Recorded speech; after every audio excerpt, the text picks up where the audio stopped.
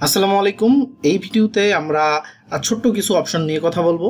তো অপশনগুলো হচ্ছে আমরা যখন আমাদের এডিটিং প্যানেলে কোনো একটা এলিমেন্টকে সিলেক্ট করি তখন চারটা অপশন আসে। প্রথম অপশনটা হচ্ছে ড্রাগ আইকন বলা হয় এটাকে। এই অপশনটার মানে হচ্ছে আমরা এটাকে এইখানে ধরে যে কোনো জায়গায় ড্রাগ করে নিয়ে যেতে পারবো। আমরা যদি ধরেন এই যে এটার উপরে দিয়ে এখান থেকে এখানে নিয়ে গেলাম, আবার তার আগের জায়গায় নিয়ে আসি। দ্বিতীয় যে অপশনটা আছে সেটা হচ্ছে টেমপ্লেট হিসেবে এটাকে সেভ করতে পারবো। তৃতীয় যে অপশনটা আছে সেটা হচ্ছে এটাকে ডুপ্লিকেট করতে পারবো। যেমন আমি যদি ক্লিক করি, চতুর্থ যে এলিমেন্টটা আছে সেটা হচ্ছে ডিলিট করে দিলাম। এখন আমরা দেখি আমরা একটা এলিমেন্টকে টেমপ্লেট হিসাবে সেভ করা যায় কিনা। তো আমরা এই ব্যাকগ্রাউন্ড সেকশনটাকে পুরোটা এটার মধ্যে যা আছে পুরোটাকে একটা টেমপ্লেট হিসাবে সেভ করি। দেখি, ক্লিক করলাম, এখন দুইটা অপশন আসলো, একটা হচ্ছে টেমপ্লেট আরেকটা হচ্ছে সিম্বল। এখন টেমপ্লেট কি আর সিম্বল কি? টেমপ্লেট হচ্ছে আমরা যেই এলিমেন্টটাকে সেভ করতেছি এইটাকে অন্য জায়গায় বা অন্য পেজে ব্যবহার করতে পারবো, কোনো সমস্যা নাই, এবং ওইখানে যদি চেঞ্জ করি আমাদের এইখানে চেঞ্জ হবে না। আর সিম্বল হচ্ছে আমরা যে এলিমেন্টটাকে সেভ করতেছি এই এলিমেন্টটা অন্য যে কোনো জায়গায় ব্যবহার করা হোক না কেন, যেই কোনো জায়গায় যদি এডিট করে তাহলে এইখানে সহ চেঞ্জ হবে। আমি আপনাদেরকে দেখাচ্ছি যে এটা হচ্ছে আমরা টেমপ্লেট হিসেবে সেভ দিলাম হচ্ছে টেস্ট টেমপ্লেট।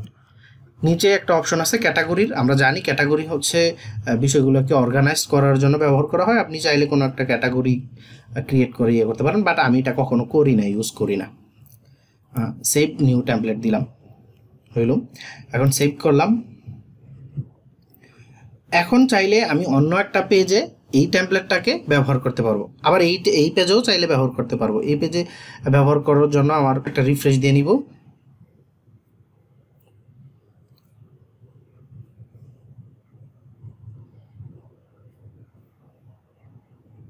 এই যে এই এলিমেন্টে গিয়ে অ্যাড এলিমেন্টে গিয়ে সার্চ দিব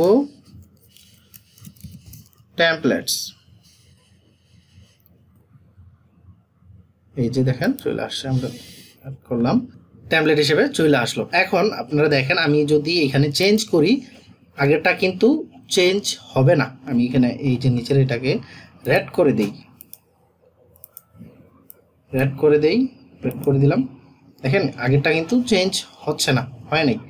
বাট এখন আমরা এটাকে সিম্বল আকারে সেভ করব। সিম্বল আকারে সেভ করি, সিম্বল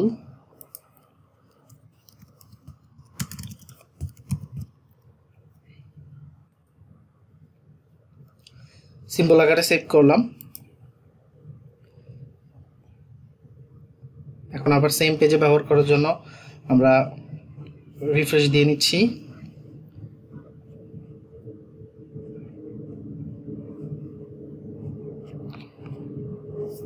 নিচে আসলাম, এই যে আগের এটা হচ্ছে ডিলিট করে দেয়, এখন আমাদের দরকার নেই। তো এখন দেখেন আমরা আবার অ্যাড এলিমেন্টে গিয়ে টেমপ্লেটস অ্যান্ড সিম্বল দিলাম। দেওয়ার পরে এই যে টেমপ্লেটসে এটা একটা আছে, আবার সিম্বলসে আছে। আমরা সিম্বলসে যাব, সিম্বলসে এই যে এটা ব্যবহার করলাম। এখন দেখেন আমরা যখন সিম্বল অ্যাড করছি তখন এটাতে মানে এটার কালারটা একটু চেঞ্জ হয়ে গেছে। তার মানে এটা আমাদেরকে ইন্ডিকেট করতেছে যে এটা একটা সিম্বল, এবং এটা যদি তুমি চেঞ্জ করো তাহলে অন্য জায়গায়ও মানে চেঞ্জটা হয়ে যাবে। তো এখন এখানে আছে এডিট অ্যাজ সিম্বল। এখান থেকে আমি যদি এডিট অ্যাজ সিম্বল করি তাইলে আমি যে এডিট করলাম এটা রেড কালার দিলাম,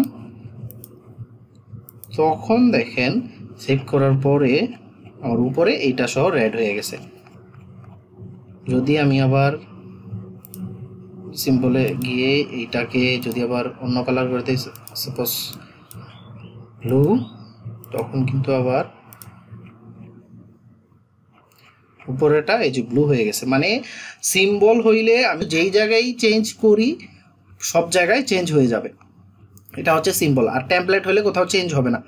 তবে এই সিম্বলটাকে আমরা চাচ্ছি যে এই মুহূর্তে এই সিম্বলটা আলাদা করে ফেলতে, মানে আমরা এটাতে চেঞ্জ করব কিন্তু অন্য সিম্বলগুলোতে যেন চেঞ্জ না হয়। এর জন্য আমাদের করতে হবে জাস্ট সিম্পলি আনলিঙ্ক করে দিলেই হবে। আনলিঙ্ক করে দিলাম, শেষ, এটার সিম্বল থাকলো না। বোঝা গেছে? আশা করছি বুঝতে পারছেন।